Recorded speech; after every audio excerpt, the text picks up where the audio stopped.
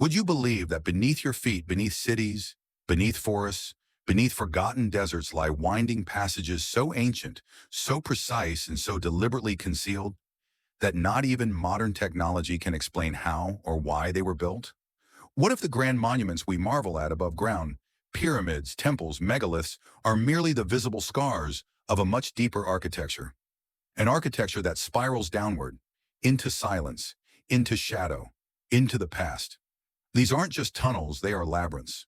Not the kind found in fairy tales, but in archaeology reports, radar scans, and forbidden journals buried in dusty archives. From the endless corridors beneath the sands of Egypt to stone spirals under the forests of Crete, these ancient mazes were carved with purpose, and yet their purpose remains elusive.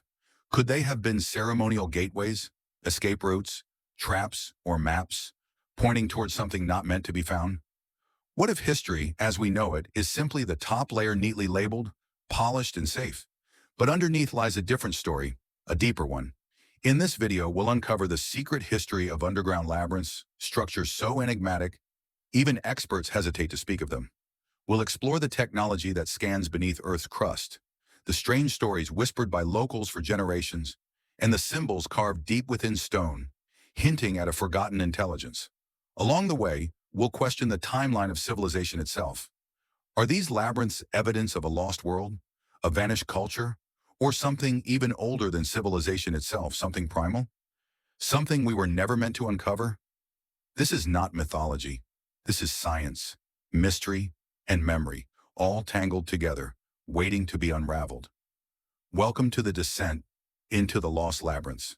In the dusty hills of southern Turkey, there is a place where the ground seems to breathe, where the earth cracks open not to reveal ruins, but entrances, doorways into a past so ancient it predates agriculture, writing, and even the wheel. This place is called Derinkuyu. At first glance, it's just a quiet town, a few homes, a few sheep. But beneath this ordinary landscape lies something extraordinary. An entire underground city. Not a cave, not a shelter. A city with ventilation shafts, wells, schools, churches, kitchens, and security mechanisms carved out of volcanic rock, over 18 stories deep. Some say it could house 20,000 people. And here's the twist. No one knows who built it. Not exactly. Not with certainty. Local legends whisper that it was carved in a single night, by beings not entirely human.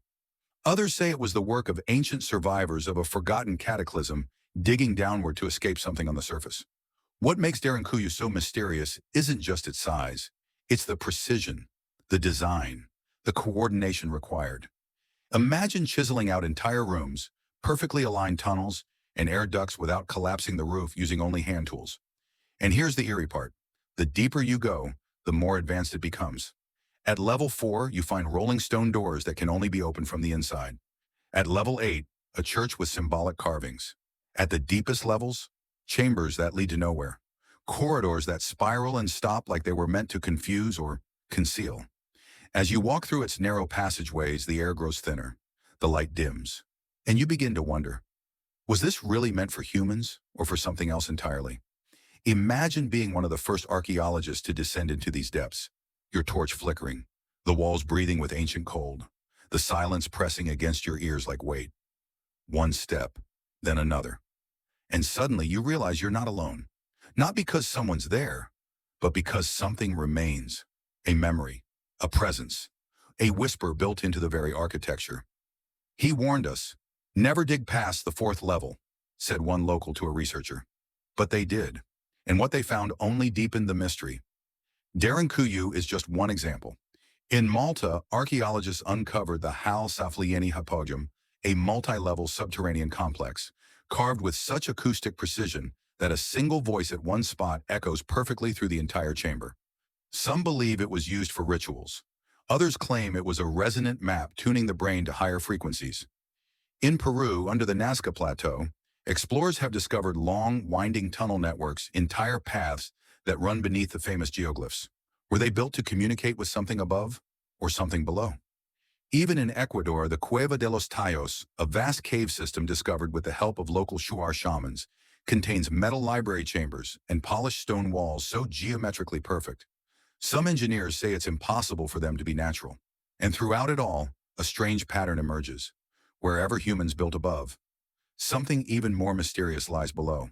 A double world, a mirror, one we live in and one we've forgotten. The question is, did we forget, or were we made to forget? To truly understand the mystery of underground labyrinths, we must first ask, how is it even possible to carve such vast and complex structures without collapsing the earth around them? Modern engineers rely on reinforced steel, laser-guided excavation, and years of planning just to tunnel through a single mountain. But ancient builders without concrete, without electricity, managed to create entire cities below ground. So how? Let's start with the rock itself. Many underground complexes, like Derinkuyu or the Hypogeum of Malta, are carved into soft volcanic stone tuff. Tuff is a porous, lightweight material formed from volcanic ash that has solidified over time. It's soft enough to carve with primitive tools, yet firm enough to support weight when shaped correctly. But even so, carving multi-level cities without causing cave-ins requires precise knowledge of pressure points, airflow, and geology. According to Professor Andrea de Pascal from the Italian Institute of Geoarchaeology, ancient builders may have used an empirical method learning through trial, error, and memory passed down through generations. In short, these people weren't guessing. They knew. But there's more. Many ancient labyrinths have sophisticated ventilation systems.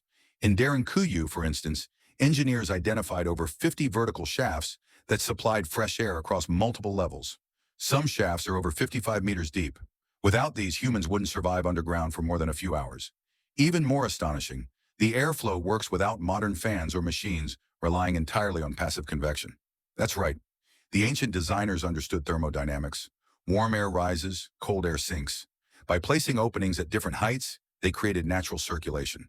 The deeper you go, the cooler it becomes, perfect for food storage, long-term living, or even isolation. But it gets even stranger. Take the acoustic design of the Hal Saflieni Hypogeum. Acoustic researchers from the University of Malta found that a specific chamber, the oracle room, resonates strongly at 110 Hz. Male voices at this frequency create powerful, lingering echoes that bounce around the chamber. Some scientists believe this effect could stimulate the brain's prefrontal cortex, altering perception. In other words, these chambers weren't just functional, they were designed to affect the people inside them, to influence thought, emotion, awareness. This kind of precision is not accidental. It's architectural psychology, and it's thousands of years old. In Nazca, underground channels called pukios, discovered through satellite imaging, display spiral designs similar to surface geoglyphs. These spirals weren't decorative. They acted as air intake structures for underground aqueducts, harnessing wind to move water uphill using pressure differentials. According to Dr. Rosa Lasapanara from the Institute of Methodologies for Environmental Analysis, Italy, the pukios reveal a level of hydraulic engineering previously unknown in pre-Columbian South America. The takeaway? These labyrinths weren't random. They weren't crude bunkers built out of desperation. They were engineered systems designed with purpose, sustainability, and even sensory impact in mind. Still, many scholars disagree about why they were built. Some suggest protection from invasions or extreme weather. Others believe they were spiritual sanctuaries, designed to isolate the mind from the world above. One theory by Dr. Charles R. Pellegrino, a forensic archaeologist, even suggests they were echo chambers of memory, places where sound, architecture, and silence combine to preserve cultural identity in times of collapse. This is where mystery and science meet. The more we discover, the more we realize. These structures weren't simply hidden, they were meant to be hidden, not because they're dangerous, but because they carry a knowledge so fundamental, it bypasses language. It speaks through stone, through silence, through the shape of walls and the direction of wind. And today, thousands of years later, we're only beginning to understand what they were really saying. So far, we've seen the astonishing engineering, the airflow, the acoustics, the ancient tunnels that seem to whisper secrets no textbook ever mentioned. But now comes the most unsettling part, not what we know, but what we don't. Because the strange thing is, if ancient civilizations were capable of such complexity, why don't we see more evidence of that intelligence on the surface? Why aren't there more texts, more artifacts, more monuments to match the ingenuity found underground? Why does the ground seem to remember things that history books forgot? The problem lies in the timeline. According to conventional archaeology, most of these underground complexes, like Derinkuyu or the Hypogeum, are dated between 2,000 and 9,000 years old. But that's based on the organic remains found within them, not the age of the actual structures. The truth is, we don't know how old the stonework itself is. And that matters, because if the tunnels predate the societies we believe built them, then history, at least the way we've been told, it might be backwards. What if these civilizations didn't invent underground architecture, but inherited it? What if they stumbled upon it, repurposed it, lived among its remnants like squatters in an ancient machine they didn't fully understand? It's a radical idea, but not impossible, especially when you consider how widespread the phenomenon is. In Cappadocia, over 200 underground cities have been mapped. In China, entire cave villages still function today. In Scotland, the Orkney Islands contain subterranean dwellings older than the pyramids. In India, the Bhimbetka rock shelters house-carved passageways that date back over 30,000 years. If humanity only developed cities 5,000 years ago, who was shaping the earth from the inside out long before that? And why did they stop? Why is there such a clean break in our archaeological record? No transitional tools, no training manuals. Just fully formed systems that appear suddenly then vanish. Why would you build a perfect air circulation system underground and then forget how to do it? Why create rooms tuned to brain frequencies and never write down why? These aren't the mistakes of a primitive culture. These are the gaps of memory, as if something happened. Something big. Big enough to erase knowledge, to fragment memory, to bury truth not just under rubble, but under time itself. And here's something even more chilling. Why are so many of these underground places filled with symbols, but almost no language? The hypogeum has spirals. Darancuyu has strange geometric patterns carved near sealed doors. The Tayos caves in Ecuador are rumored to contain metal books, but no writing has been authenticated. What kind of civilization leaves behind architecture and art, but no alphabet? Could it be that language wasn't their tool of record? That they encoded memory and shape, vibration, acoustics, things more resilient than words? What if our whole framework for interpreting the past is too limited? What if we're trying to read poems with only a calculator? And why are these labyrinths often built in places considered sacred or forbidden? In every culture, the underground is associated with more than geology. It's the realm of the underworld, the womb of the planet, the domain of gods, ancestors, and spirits. But what if that's not just mythology? What if ancient people weren't imagining things but recording them? What if the deeper they dug, the closer they felt to something real, something powerful, something they couldn't explain but couldn't ignore? If so, then these labyrinths weren't escape routes. They were invitations, portals of transition, spaces to unlearn, to remember, to transform. And perhaps that's why they disappeared. Not because they failed, but because the world above became too loud, too bright, too fast. So we forgot the language of stone, the silence of geometry, the wisdom hidden in dark places, until now. Let's take a step back. Imagine Earth not as a planet of nations, but as a layered archive, a palimpsest of civilizations, each one etching its chapter into stone, sand, and silence, only to be buried, erased, overwritten. If we view the underground not as an anomaly, but as a system, a language, then, what were these labyrinths trying to say? And to whom? We often imagine human progress as a straight line, from caves to huts, huts to cities, cities to skyscrapers. But what if that line loops? What if civilization is cyclical, not linear? Rising, falling, rising again each time, leaving behind whispers in stone for the next to find. When we look at these labyrinths through that lens, they start to resemble something else entirely. Memory devices, not unlike hard drives or encrypted servers. They store information not in words but in experience, in space, in geometry. Think about it. What is a labyrinth? It's a controlled journey, a path designed not just to take you somewhere, but to change you as you go. Twists and turns that force reflection, that confuse the mind but awaken the senses. It's no accident that many ancient initiatory rituals, from Greek mystery schools to Tibetan meditation caves, take place in dark, enclosed spaces. The disconnection from the surface isn't just physical, it's psychological, emotional, spiritual. These spaces weren't just hiding something. They were designed to create transformation. And when we compare that to modern structures, our hospitals, our offices, our homes, there's a shocking difference. Today, we build for efficiency, convenience, economy. But ancient architecture often prioritized resonance, acoustics, orientation to stars. They designed not just for shelter, but for meaning. Take, for example, the Osirian temple in Abydos, Egypt. Its underground chambers align with celestial events and produce sound frequencies that modern researchers believe induce meditative states. Or the Longyu Caves in China, massive, hand-carved caverns with parallel walls, smooth as glass, chiseled without a single known tool left behind.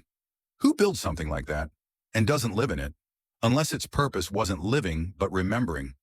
Across cultures, we see a repeating idea. Descent brings insight. From Orpheus in the Greek underworld to the hero twins of the Maya, ancient mythologies describe the same journey down into the dark, through confusion, toward revelation. These aren't just stories, they're blueprints, maps of the soul. Could the labyrinth be a reflection of the human psyche itself? A metaphor made real? Carl Jung once wrote, "The cave you fear to enter holds the treasure you seek." Perhaps these ancient builders knew that long before psychology gave it words. The question then becomes, who were they building it for? Themselves or us? Were these structures warnings, invitations, or simply mirrors? Because when you walk through a labyrinth, what you find at the center is yourself. The deeper you go, the less external the journey becomes. And that's the paradox. The path inward is paved by what's outside, by walls, by stone, by echo. And yet somehow it always leads back to the internal, to memory, to transformation. So maybe these ancient mazes weren't trying to hide from the world. Maybe they were trying to teach it, to preserve not facts, but states of being. And if that's true, then our search for who built them may be the wrong question. Maybe the real question is, who will remember them? When you begin to connect the dots not just between locations, but across time, across myth, across architecture, you start to notice a pattern. A pattern that doesn't just link places, but ideas, intentions, technologies. And it raises a question that lies at the heart of everything we've explored so far. Could all these labyrinths scattered across continents, carved in different languages of stone, be fragments of a single, forgotten system? One that spanned the globe before our earliest written histories? Let's examine what we've seen. In Turkey, Derinkuyu goes deep into the earth with a complex ventilation system and internal defense mechanisms. In Malta, the hypogeum hums with acoustic intelligence, designed to alter perception through sound. In Peru, the Puquios use spiral intake shafts to push water, uphill engineering we're still trying to fully replicate. In Ecuador, the Cueva de los Tallos seems to contain impossible geometries carved with surgical precision. In India, the Ellora caves are not only vast temples hewn from rock, but also aligned with constellations, as if the stars themselves were part of the blueprint. And now ask yourself, is this random or is it orchestration? Because these features don't just repeat, they resonate. They echo across cultures that, as far as mainstream history is concerned, never met. They built with different tools and different epochs, and yet they understood the same things: how to move air without electricity, how to manipulate sound, how to align with the sky. These aren't coincidences, they're symmetries, recurring signatures. As if these ancient architects were part of a shared school of knowledge, a global guild, perhaps, whose chapters stretch from the Andes to the Himalayas. And if that's true, what happened to them? Some believe the answer lies in catastrophe, that a global event, an asteroid impact, a pole shift, or a solar flare wiped out not just people, but memory, destroyed not just cities, but continuity. And so the survivors did what survivors always do. They rebuilt, not upward, but downward, into the ground, into myth, into silence. What if the labyrinth is a byproduct of trauma, a response to something the surface could no longer hold, a kind of architectural scar tissue, both shelter and shrine? Consider how many myths speak of a golden age, a time before time, when knowledge was whole and humanity lived in harmony with the cosmos. Almost every culture has this story, and almost every culture also speaks of a great fall, a forgetting, a flood, the Greek cataclysmos, the Mesopotamian Eridu Genesis, the Hindu Pralaya, the Andean Unu Patakuti. Different names, same event? If so, then what we're finding in these underground labyrinths may not be the inventions of ancient people, but the inheritance of even older ones. A kind of message in a bottle, buried not in water, but in bedrock. And the message is simple. We were here. We knew things. We left them for you. The labyrinth is not just a space to be explored. It is a memory to be activated, a code to be deciphered, a warning perhaps, or a test. What will we do with what we find? Will we ignore it, cover it up, strip it for tourism brochures? Or will we listen? Will we allow ourselves to be changed by what these structures still remember, even if we do not? Because make no mistake, these places remember. They echo, with math, with myth, with meaning. They are not ruins. They are reminders. It's tempting, almost poetic, to imagine a forgotten global civilization leaving behind a secret network of stone memories beneath our feet. But science by nature demands skepticism. It asks us to slow down, to test, to resist romanticism. And so, in the name of clarity, let's explore what the evidence also might mean through the lens of science, not speculation. First, the structures themselves. Could the similarities between underground sites across continents be a product of parallel evolution rather than shared origin? Human beings, after all, face the same basic challenges: shelter, temperature control, water access. Underground construction offers natural insulation, protection from climate extremes, and strategic defense. It's entirely plausible that different cultures, isolated by time and geography, arrived at similar architectural solutions out of necessity, not inheritance. Dr. Eleanor Swift, a professor of anthropology at Cambridge, suggests that we underestimate the ingenuity of pre-modern humans. What we interpret as mystery, she says, may simply be adaptation. People solved problems using what they had. The spiral air shafts in Nazca, a clever response to wind dynamics. The acoustics in Malta's hypogam, a coincidence born from curved stone and tight quarters. The vastness of Derinkuyu, an expansion over centuries, not a single construction event. These explanations may not be as thrilling as ancient astronauts or Atlantis survivors, but they are grounded, and in many cases, they fit the observable data better. Consider also the role of erosion, sedimentation, and dating uncertainty. Many underground sites are difficult to date precisely because stone doesn't carry a timestamp. When archaeologists estimate a site's age, they rely on nearby artifacts, pottery shards, bones, organic remains. But these can be misleading. A stone tunnel reused over millennia may contain objects from multiple eras. Without written records, we enter the realm of inference, not certainty, and that opens the door to misinterpretation.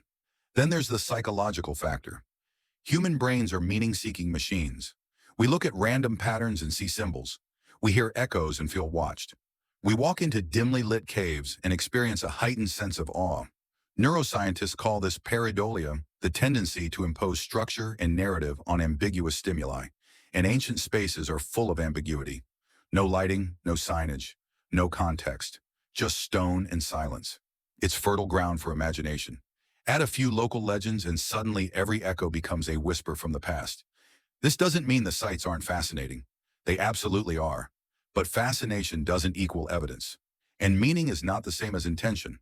A chamber that makes your voice echo doesn't necessarily mean it was built to do that. Maybe it was just a happy accident. Or maybe we're projecting our own modern frameworks onto ancient minds. Ask yourself, if an archaeologist from 5,000 years in the future unearthed a modern subway tunnel, what would they think? A ceremonial passage? A ritual underworld? They might marvel at the symmetry, the strange inscriptions, ads, the silence of abandoned machines. They might build entire theories based on fragments, misunderstanding the purpose entirely. Could we be doing the same? It's possible.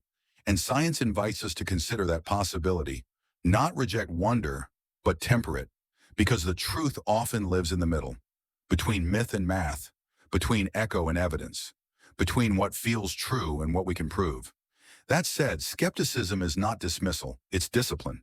It doesn't close the case, it keeps it open. It asks better questions. And perhaps the most important question is this: why are we so drawn to these places? Why do these ancient voids stir something so visceral in us? Is it fear, wonder, ancestral memory, or simply the awareness that, beneath all our progress, we are still creatures of caves wired for mystery, tuned to silence, walking through time with eyes wide and minds restless? Maybe what we see in these labyrinths is not just the past, but ourselves, reflected in stone, filtered through dust, waiting quietly for us to listen. So now we emerge, back from the tunnels, back from the silence, back from the echoes of civilizations that may never be fully understood, and we're left with a question, one that has lingered since the very beginning. Who built the labyrinths? But maybe that's the wrong question. Maybe the better question is, why are we still drawn to them? Why do these ancient voids, these forgotten spirals of stone, still call to something deep within us? Maybe it's not about the structures themselves, but what they represent. Memory, mystery, the human urge to reach through time and connect with something bigger than ourselves.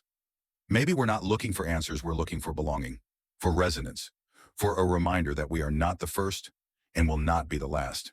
Because these mazes are more than stone and dust. They are mirrors, and in their curves and chambers, they reflect not just ancient engineering, but something more enduring, the shape of human wonder. In an age of noise and speed, the labyrinth asks us to slow down, to listen, to wander, to remember that not all progress moves upward. Some of it moves inward. Maybe in a world obsessed with reaching the stars, the true frontier lies beneath our feet, in darkness, in silence, in what was left behind. So if there is a message carved into these underground chambers, maybe it's this: truth is layered, time is not linear, and the past is not gone, it waits. Not just to be uncovered, but to be understood. The next time you walk through a forgotten place, or stand before a wall of ancient stone, ask yourself, is this the end of something, or the beginning? Thank you for watching. If this journey stirred something within you, if it made you wonder, question, or simply feel, consider sharing it. Because perhaps the greatest discoveries don't come from answers, but from the questions that stay with us long after the echoes fade.